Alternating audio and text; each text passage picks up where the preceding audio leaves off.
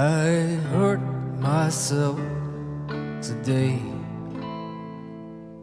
to see if I still feel. I focus on the pain, the only thing that's real.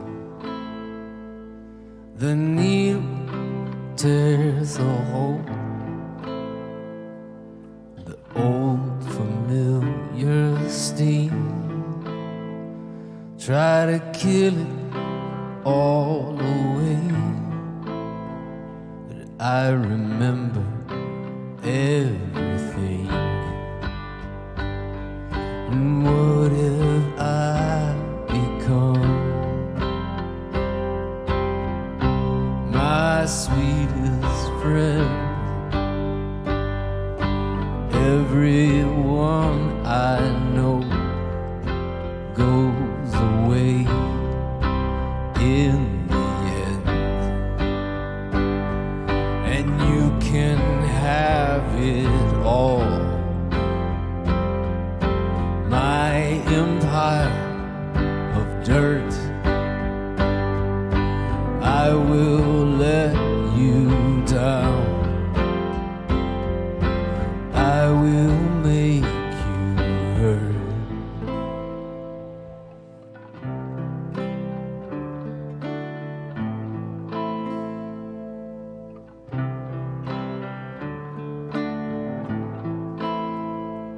I wear this crown of thorns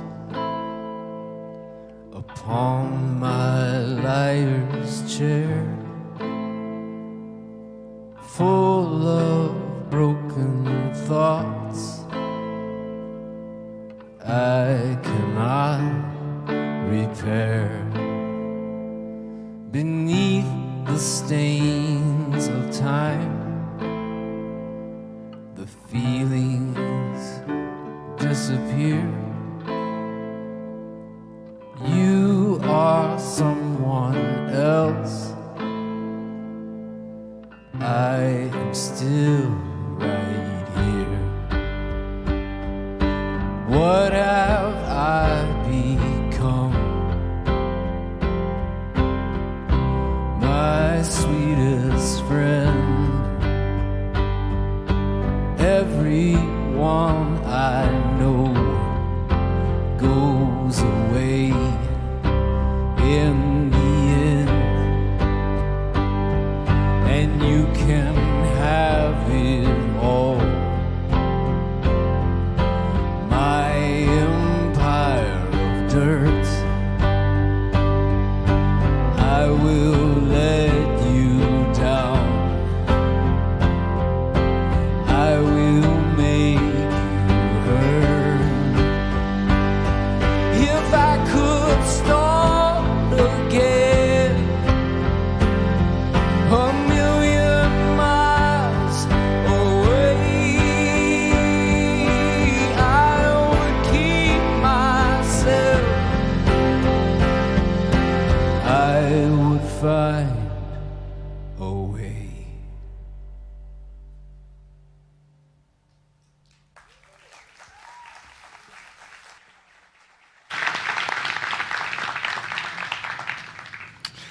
For most of us, the further along we are in our story, the more likely we are to spend time thinking about what has been or what wasn't versus dreaming about what still could be in the future.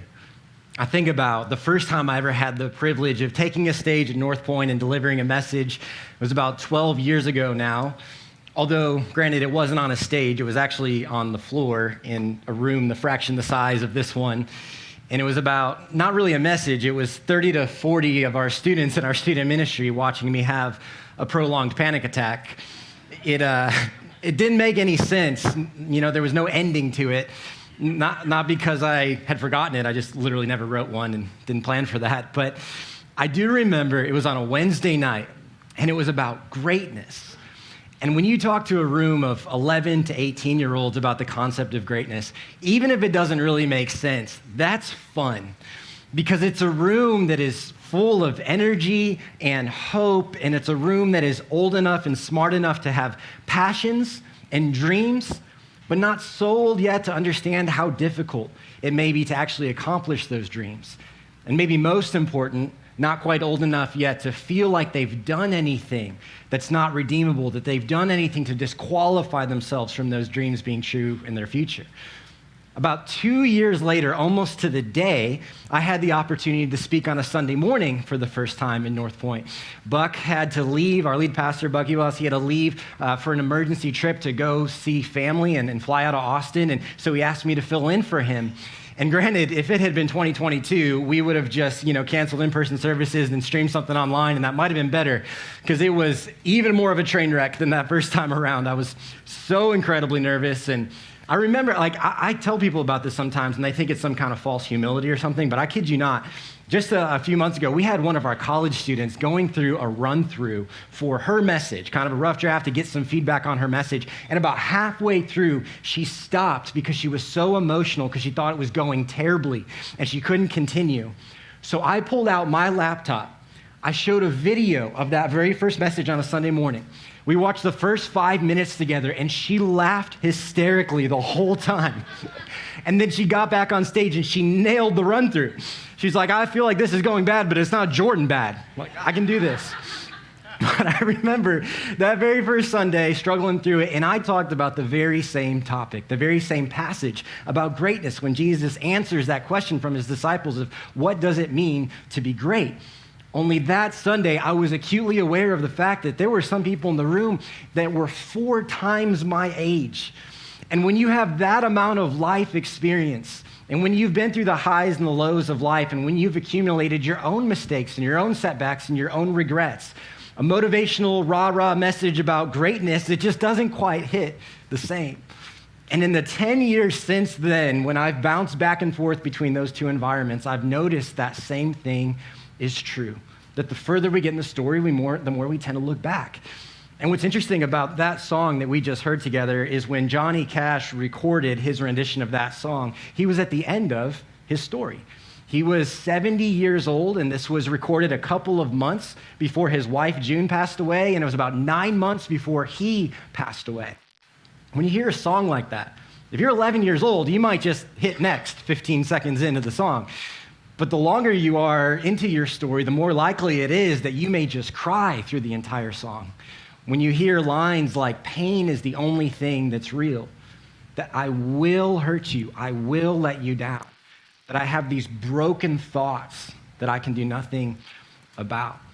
See, what I want to talk about in our time today as we conclude this series on regret is we've been throwing out this idea that regrets seem inevitable, but what if they are preventable? Like, is there a chance that that's true? And we spent 3 weeks looking forward to see how is it that we could prevent or minimize or even eliminate regrets in this new year.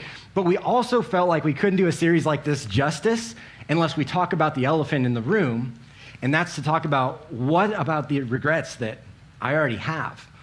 What about the ones that I've already accumulated? Or what about when I inevitably do create regrets in the future? What do I do with that? Some of us can relate with the Johnny Cash song. Some of us are afraid that maybe someday we will relate to it, or we know and care about somebody who seems defined by their regrets. So what do we do with those? The reality is this actually isn't a detour from the series. It's not like we spent 3 weeks looking forward and then 1 week looking back. This is actually a continuation of the series if we're going to try and prevent regrets, because to prevent future regrets, we have to address our past regrets. Because if we don't address our past regrets, they are going to address us. And for many of us, they already are, right? They're showing up in our heads. They're speaking to us. We hear the voices of our past regrets. If you've ever had a thought like, what's one more time?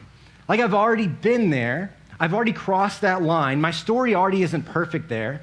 So what's the big deal if I send one more text, if I see them one more time, if I take one more trip, if I look one more time, if I have a few too many drinks one more time? What's the big deal? And we're already kind of giving in a defeat. We know it's not one more time, but it's influenced by our past regret, and our past regret is showing up in our present and is creating future regrets. If you've ever had thoughts like, I will always, or I will never, you're referencing your past to define who you are now.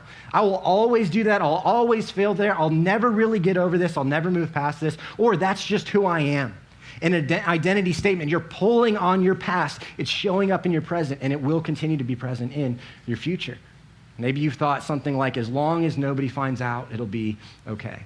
And this goes back to part 2 of what Buck talked about in this series, that idea of confession, coming clean, and being honest with those that you care about. If you've had these kinds of thoughts, or any version of those, it's our past influencing our future, which means the reason, if we're going to prevent regret in the future, we have to talk about this today, is because regret ultimately begets regret.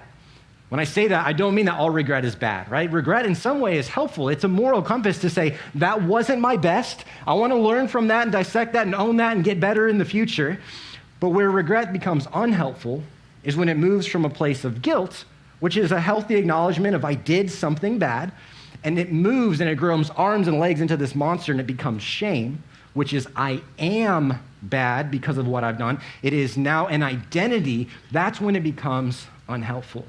Specifically, I think we could simplify this and say there are 2 main types of regrets. This is not scientific. This doesn't come from any wise person or a Bible verse. This is just in my personal experience. Maybe you've experienced this as well. I would say there's one type of regret that you can experience and you can sleep just fine at night, right? Ones that don't keep us up. And there's all kinds of examples of those. I think about for Emily and I, we still regret today. We wish we wouldn't have been cheap and we would have gotten a videographer for our wedding. It was 2016. Your middle schooler with an iPhone could have done a decent job. I don't know why we didn't do that. We miss not having that gift, but that's a regret of ours.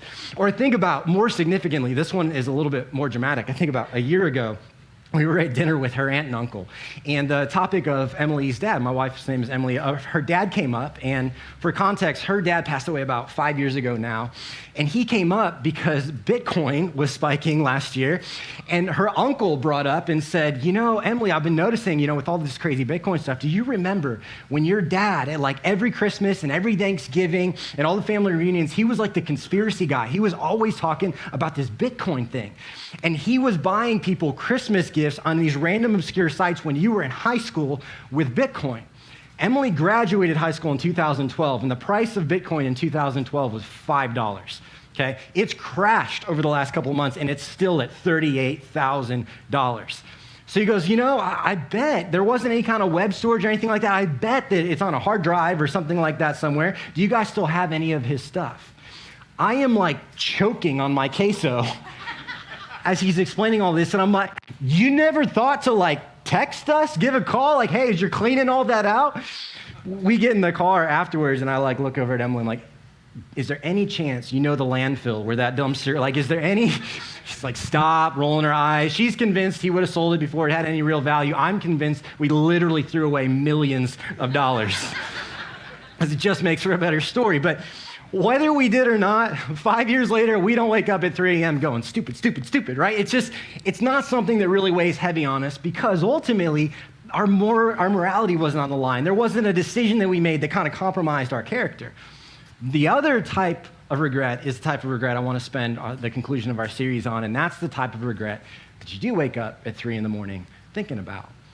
That's the type of regret where when there's an intrusive thought and it comes up, your stomach drops. And maybe you're having that experience right now. It's the type of regret that if nobody knows about it, you hope it stays that way. And if people do know about it, you still kind of hope it doesn't get brought up around the dinner table.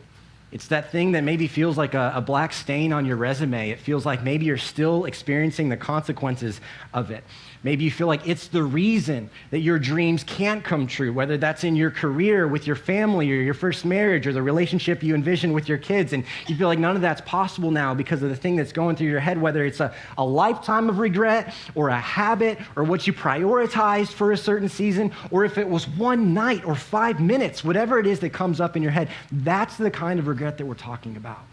Whether you did it to cut a corner and get ahead, whether you did it to feel better in a moment, whether you were under the influence of alcohol or peer pressure, or you just honestly still don't know why you did it. It's that moment that if you're honest, you wish you could have back. And that's the one that we need to struggle with and wrestle with and say, what do we do with that kind of regret? Because ultimately, I think we have really two main options. There are kind of two paths we can take with this. One option is to numb it whenever it comes up and you feel bad about it and pretend like it didn't happen. And you could go ahead and try this. And there's any number of options available to you to do that, right? You could keep your calendar as busy and full as you possibly can so you never have to think about it and you're too tired to give it any real thought. That's one option. You could just continue to increase your alcohol consumption over time. Generally, that's going to work for a season. You could go ahead and try that. You could make any gigantic life changes and just hope the regret doesn't follow you. You could move. You could change jobs. You could change spouses. Whatever it is, you could try to make a change and hope that it doesn't follow you. Or you could binge whatever it is that you choose, whatever it is you want to watch, look at, whatever it is you want to shop and buy, whatever it is that you want to eat, whatever is the quickest fix to make you feel different in a moment when it comes up, you could try that. Generally, we would do that, and then we would combine it with some kind of cultural cliche like everybody makes mistakes, right? Nobody's perfect. And we say that, especially when we say it to somebody else, we say it from a good place and a caring place, but when we're doing that, when we're saying that, what we're really doing is trying to kind of disassociate from it, and we're trying to not have to actually sit with and take responsibility for what we've done and really take a serious look in the mirror. You could try those things, and when you do the combination of whatever numbing mechanism you choose and whatever cliche you choose, generally speaking, what's going to happen is over time, you're just going to find yourself emptier than when you started, probably with some more regrets and some more bad habits to boot. So is there another option? I hope so, or this would be a fairly short and depressing message today. So I want to talk about, for the rest of our time, another option that is available to us. And fortunately for you and I, because we're having this conversation in a church context, there is no shortage of options of Bible characters we could look at, Old Testament or New Testament, to examine their regrets. Because one of the things that makes the Bible, one of the many things that makes it trustworthy for me, is the way that all of these individuals are written in, pretty much every single one of them except for Jesus. We see all of their flaws, right? We see all of their brokenness. We see their regrets on display. The heroes of the faith, if you will, are not idolized as perfect people, but they're written in as real people because they were. And that's what actually happened. I think about even like who you would think is like the most off limits, right? If you think about like Mary, the mother of Jesus, who maybe if you grew up Catholic, you think of her as the Virgin Mary, right? You think about her, I think you would be like, let's paint her in a good light. Like, let's not touch Mary. But then there's a story where Mary forgets about her kid, not for 5 minutes in a department store, for a whole day. She leaves him in another city and doesn't know for 24 hours that he's even gone. Then she realizes it, and it takes her 3 more days to find him. And then when she does, she goes up to him, and she basically shames the 12-year-old. She's like, it's your fault. Why did you do this to me? Right? Not her greatest moment. Can you imagine, if you've ever experienced mom guilt or something like that, could you imagine if Facebook existed in her day? How she would have been blasted for that and painted in the most dramatic light.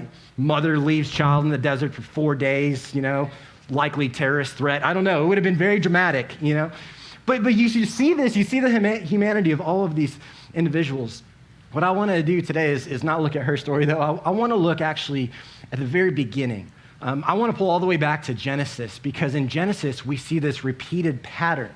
We see this repeated pattern of God offering a way, and then us choosing our own way, choosing our own path, choosing our own truth, doing what we want to do. And we see it again and again and again, and we see the way that God responds to it again and again and again.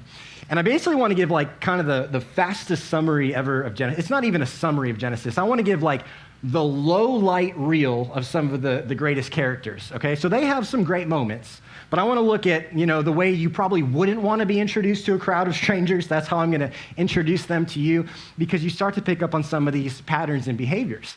Like if you were to sit down and try to read Genesis on your own over time, it's 50 chapters long. Even if you were disciplined and you read a chapter every single day, by the time you get to the end, a couple of months later, the end feels very disconnected from the beginning, when in reality it's not, and it's one continuous story. So if you were to sit down and you were to open Genesis, right off the bat, the very first humans that we were introduced to, after you get through the creation narrative, which I get, if you are new to church, you probably have some big questions about this, understandable, but you see the creation narrative, and then we get Adam and Eve, who are famous for their regret. Like, that's what we know them for, right? There's this one tree, this one option where God is like, hey, you got authority, you got dominion, you got freedom, we're in this peaceful relationship. I'm going to give you an opportunity to kind of flex your trust muscle. This is the one thing you can't do, and just don't eat fruit from this tree. And what happens? Obviously, Eve bites from the fruit of this tree, and then Adam does the same. He gets passive and defensive and is blaming her and all this kind of stuff, and then chaos ensues.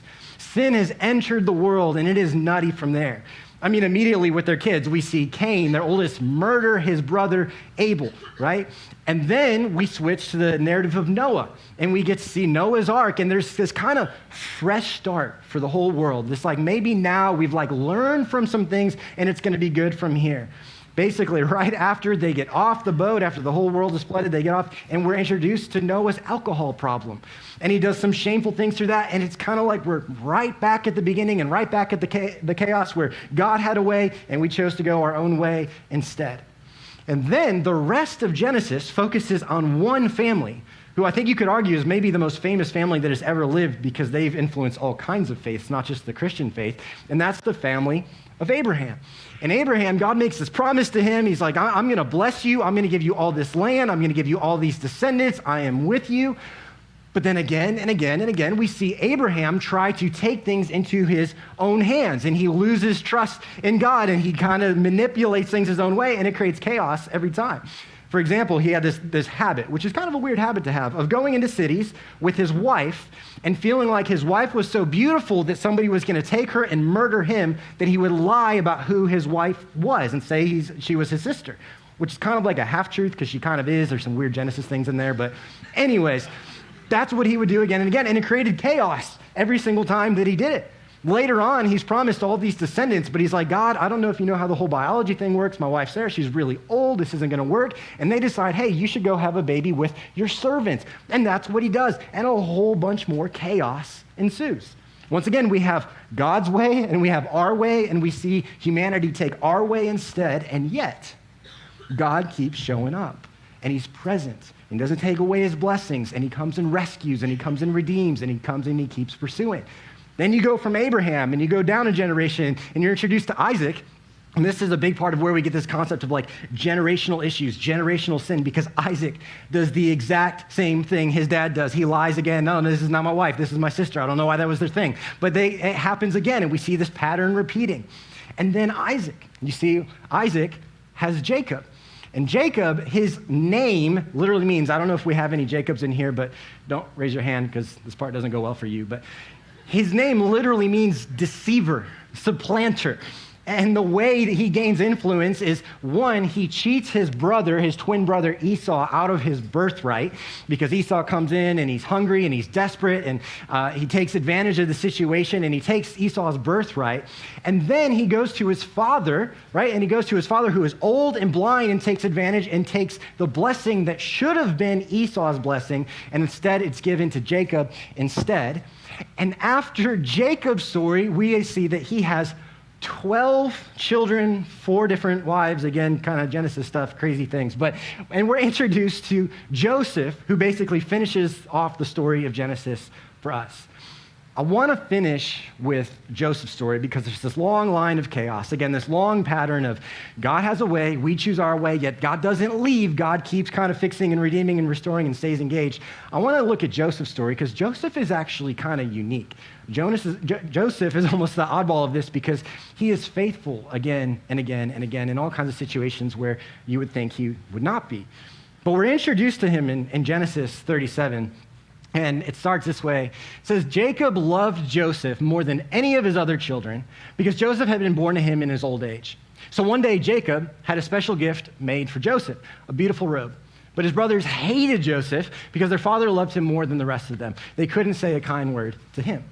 So there's some family drama here, fueled by the fact that Jacob is public about his favorite kid. Now, I don't know if you have a favorite kid. It usually isn't helpful to tell anybody, but he's telling everybody, this is my favorite son. It's Joseph. And it creates this kind of animosity and this jealousy. And Joseph does a couple things that aren't wrong necessarily. They just are maybe not wise. He starts sharing about these dreams that he has where he's like, hey, I had this dream and everybody had a crop and all of your crops, brothers, are bowing down to my crop, which is not a helpful thing to say. And then he has another dream where there's these 11 stars. He's got 11 brothers. There's these 11 stars and the sun and his moon, his parents, and hey, they are bowing down to me. Which again, if you just like share that, is an interesting thing to receive from somebody that you care about. And his dad reacts the way we would probably think. It says this time he told the dream to his father as well as to his brothers, but his father scolded him. What kind of dream is that? Which I think is fair. If I had started the message today and been like, hey, guys, I just want to be real with you. Before we start, I had a dream last night. You're all stars, and you will bow down to me. That's all it would take for this to be my last Sunday at Northpoint. Like, I would not be invited back up. So he's saying some weird stuff, true, but it's kind of weird in the way that he shares it. And then kind of the drama starts to really pick up when his brothers have had enough of it. He's 17 years old, so there's been 17 years of this animosity, this jealousy growing. This didn't happen overnight, okay? There's this harbored kind of hatred and this harbored kind of bitterness and insecurity.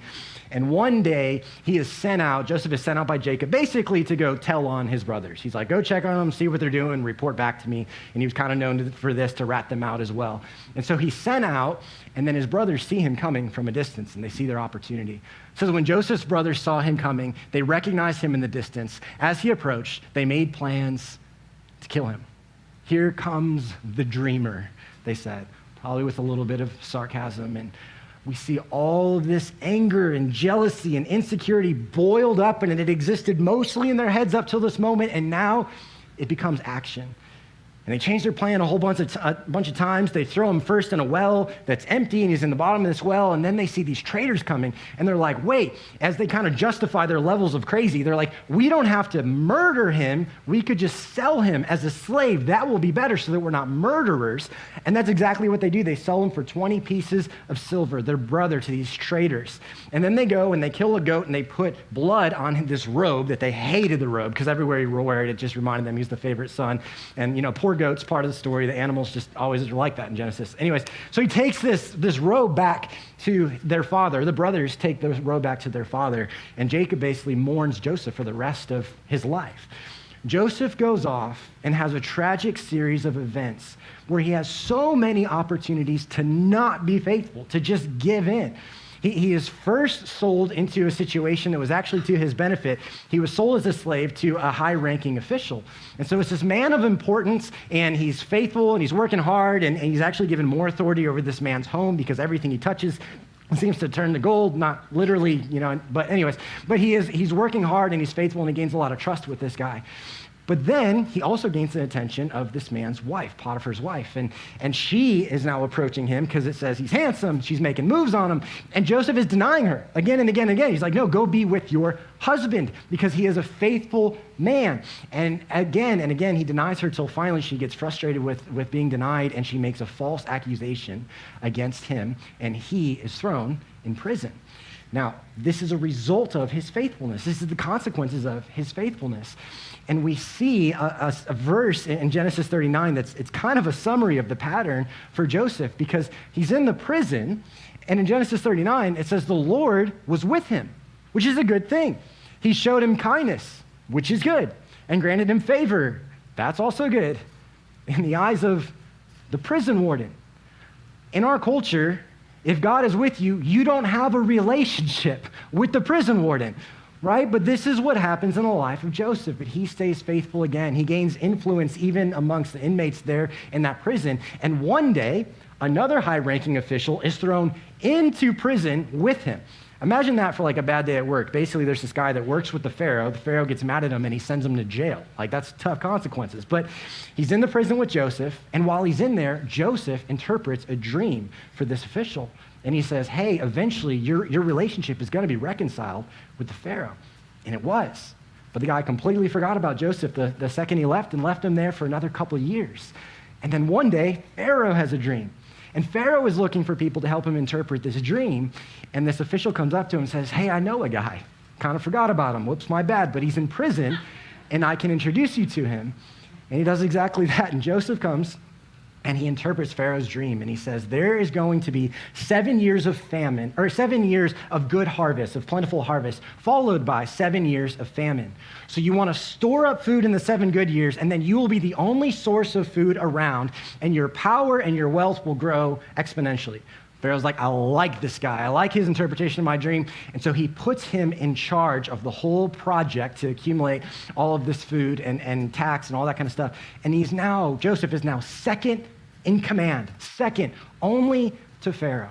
We have the 7 years of good followed by the first 2 years of the famine, and now his brothers show back up again because they are without food. This has reached all the way to Canaan, and they don't have food, and so they go to Egypt because they've heard this is the only place that has food, and they meet their brother again, except they actually don't know that it's him at first.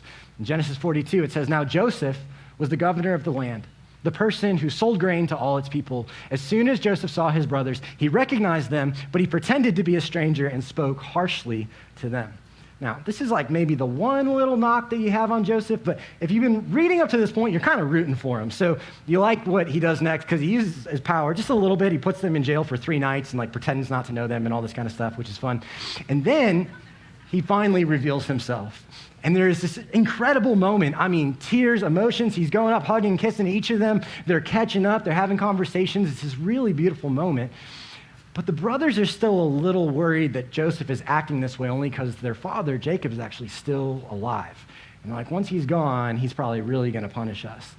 So they go back home, they tell Jacob, Jacob comes, and Jacob eventually passes away. And now they're like, oh, now we're really going to get what we had coming to us. And they're full of guilt and full of fear. And they actually tell him, hey, I think Jacob wouldn't have wanted you to do anything to us because he loved us, like, just so you know. And Joseph addresses his brothers, and he says the statement that is the summary statement. It's kind of the theme, if you will, not just of this story, but of the entire book of Genesis, because this is in chapter 50. It's at the very end. The entire theme, we go from Adam and Eve, and then we see Noah, and then we see Abraham and Isaac and Jacob, and we see God having a way and us choosing our own way. You see this again and again and again. It summarizes all of Genesis, and arguably it sets up everything that comes after it in the scriptures. It is a defining moment when he looks into his brother's eyes, and he says to them in 50 verse 20, he says, "As for you, you intended to harm me, but God intended it for good, to accomplish what is now being done, the saving of many lives." Unfortunately for you and me, we're not Joseph in this story, at least not this Sunday. Maybe if we do a series on forgiveness or something like that, there's some takeaways from Joseph, but today, we're the siblings. If you can relate with the anger, or the jealousy, the bitterness of the siblings, maybe their insecurities. If you can relate with holding that kind of burden of that kind of secret, of that kind of lie for decades, because Joseph was thrown in a well at 17, and now he's 39 years old. When you sit with when they're sitting with what they've done, they're so overcome with guilt. Maybe you've experienced that, the guilt or the fear of what's going to happen to you as a result of what you've done. If you've ever done anything to harm you, or harm someone else, especially people that you care about, we are the siblings here in the story. Joseph says the bottom line for us is what you intend for harm, God can use for good. And this is the kind of defining insight to say it's actually not about what we can do in option 2. It's not about us going and fixing and controlling. This is a God-centric message about what only God can do. And despite us continuing to go our own way, God keeps showing up. And it doesn't mean that everything that happened was good, but it means that he can make a greater good result out of what we've done. And I think it's so important that it's phrased this way, what we intended for harm. It's not just a mistake. It wasn't just an accident. It is humbling and terrifying to know that we are capable of that, of intending harm. I mean, we meant to do it. We knew there were consequences. We didn't want to think about it, but that's in every single one of us. It's why we call it sin. And I know that's a loaded word, but there's just nothing more appropriate than that. We're all capable of that inside each and every one of us. And when we acknowledge that, it lifts up who God is. It lifts up his glory. It lifts up his grace. I love the way that Brennan Manning kind of summarizes both parts of this, of both parts of what's inside of us. He says it this way. He says, to live by grace means to acknowledge my whole life story, the light side and the dark, and the parts that you don't want anybody to know about. In admitting my shadow side, I learn who I am. I discover the real me, not just the me that I project to the world, and what God's grace really means when I acknowledge all of me. He says it's the men and the women who are truly filled with light, are those who have gazed deeply into the darkness of their own imperfect existence. That's why I push back on some of the trite cliches at the beginning, because trying to not take responsibility for, not thinking about, just be, hey, nobody's perfect. When we do that, it robs us of discovering who we really are. It robs us of discovering God's grace, and it robs us of true intimacy. There's a New Testament application. That's how we know it's not just specific to this story. There's a New Testament application of this when Paul is writing, and he calls himself the chief of sinners. He refers to himself somewhere else as a wretched man, and he was responsible for countless Christians' death before he became a Christian. And he writes in Romans 8:28, he says, and we know that in all things God works for the good of those who love him, which is commonly misquoted and misapplied. Again, it doesn't mean that all things are good. It means that there is a good God who can bring good out of bad situations, even when we intended harm. I think one of the easiest ways for us to kind of understand examples of this is when we get to see the full circle kind of redemptive cycle, which we don't always. In this life, there's not always a pretty bow wrapped on top that we get to see how it all comes together. But when we do, it's most commonly in other people's stories, right? And it's most commonly in that healing power when somebody shares their story and it connects with or resonates or is helpful to someone else. I think about one of the more personal examples for me is when I think about my own mother. And my mom has on a couple of occasions now when she was baptized here and when she has shared her group story here, she's shared big parts of her story before. And she's shared that she has experienced not one, but actually two different divorces in her past.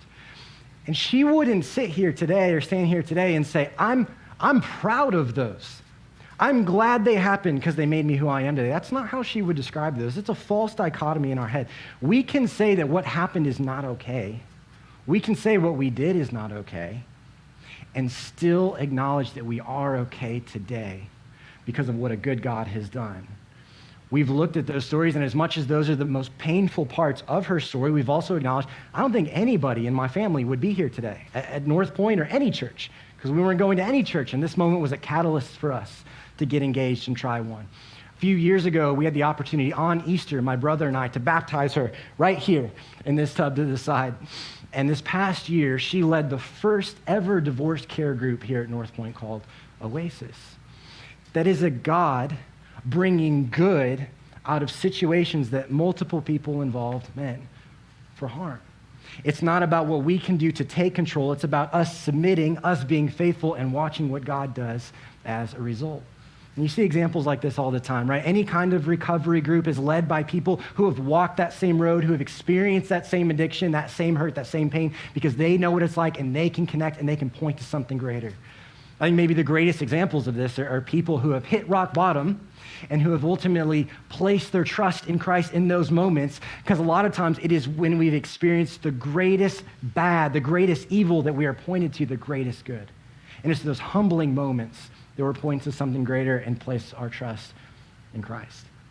But I know with all that, it can still be frustrating because you're like, okay, but what do I do? Like, what's the result of that? And I think there are a couple of things that, even though this is a message about what God is able to do, that we can do that kind of ushers that experience in, if you will.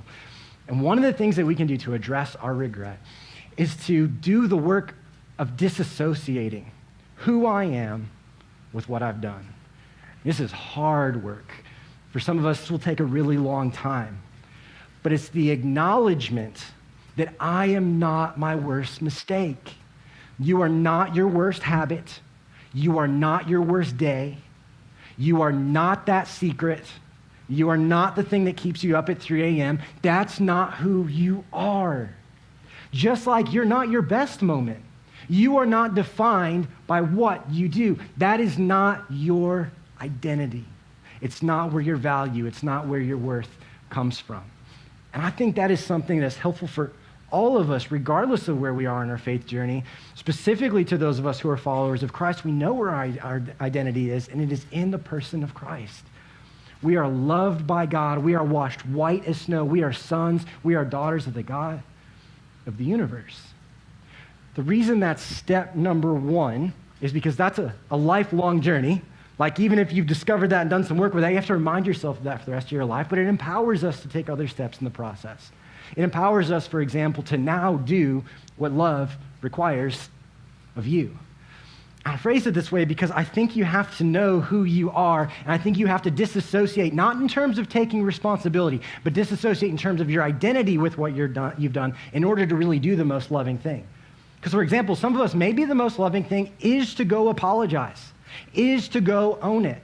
And we probably all have been on the other side of an apology where it was almost like they wanted you to feel bad for them, like they flipped it around, right? Maybe we've done that before, and it's just not helpful. That's not what I want you to do here. I don't want you to go like assuage your guilty conscience. I want you to know who you are, and then if an apology is appropriate, fantastic. It may not be. They may not be a part of the picture anymore. There may be a boundary there. They may be gone. I'm not saying it's the antidote for everybody. Maybe what love requires of you is to share your story. Not necessarily on Facebook, but in a group setting, what we talked about last week in community. Maybe your story can't help and heal and inspire others. Maybe God can't use it unless you have the courage to trust him and to share it in the right environments. Maybe that is what love requires of you. Maybe what love requires of you is to do what we talked about in part 2 of the series and to come clean, to confess, to be honest, to have that conversation, because you know it's not just hurting you, that weight that you're carrying, it's hurting those around you and those that you care most about as well. The third and final step is the most significant, and that's to find hope in what God has done and will do. Again, this is a God-centric message, so this means your hope is not like now you're going to walk out of here and have perfect behavior. Your hope isn't that you turned it around 180 and you'll never make a mistake or never accumulate any regret ever again. The hope isn't in you. The hope is in him. That's the only place you can really go that is lasting, that is truly healing and provides real hope. And I also say will do in there. This isn't just about what's been done, but what God promises to do, because I will acknowledge it's difficult to have this conversation fully without talking about the eternity element. And it's just too big of a conversation to have here today. We're going to hit it on our overtime podcast a little bit. But not everything's going to be redeemed in this life. We're not going to see it all come together in this life. But if eternity is real, it means that every single one of us are actually at the very, very, very beginning of our story. And there is a day where you're not marked by. There is a day where it doesn't carry the weight. There is a day where there's redemption and reconciliation, and God makes that possible. So here's how I want to end our time. I just want to leave you with one quote that I think captures all of this, all the different dynamics of this in just one statement. It's Timothy Keller's one-line definition of the gospel. He's a pastor in New York, and he says it this way. He says the gospel, or the good news, is this: we are more sinful and flawed in ourselves than we ever dared believe. Which doesn't really sound like that good of news, but the good news is, look, we don't have to compromise grace and truth in this conversation. Like, my intention in communicating this is how do I provide hope for past regrets in a way that doesn't give you permission to say, hey, just go do whatever you want because God will make it fine. It's all okay, because that's not what we're saying. The two don't need to be in conflict. It's the fullness of grace and the fullness of truth. And whether you have an overactive, guilty conscience or not, it's worse than any of us thought. Like, our sin is darker, it is worse, it is more destructive than any of us have realized fully yet. And at the same time, we are more loved and accepted in Jesus Christ than we ever dared hope. Part of us doesn't even want to go there. Like, could that really be true? Am I really washed white as snow? Am I really forgiven? Is God really okay with me because he sees everything? Could that be true? And it is. And that's the gospel, and that's what we're hanging in the balance of this conversation. What we meant for harm, and we did. We intended harm, and it's scary to realize that God can use for good. While regrets seem inevitable, there is a chance that with his strength, they are preventable. Would you guys pray with me? Father, thank you that you know our whole life story, beginning and end, things that have happened, things that haven't happened yet. And Father, you walk through it all with us. God, thank you that you really know us. You really see us, and you love us unconditionally, that you sent your son for us. And thank you that despite the fact that we keep going our own way and straying and messing it up, God, that you continue to pursue us and you continue to redeem. And I just ask that you give us the strength to submit to you, to trust in you, that you are good even when we are not. Father, we love you. We need you, and it's in Jesus' name that we pray. Amen. Thank you guys so much for being here. We'll see you next week for a brand new series.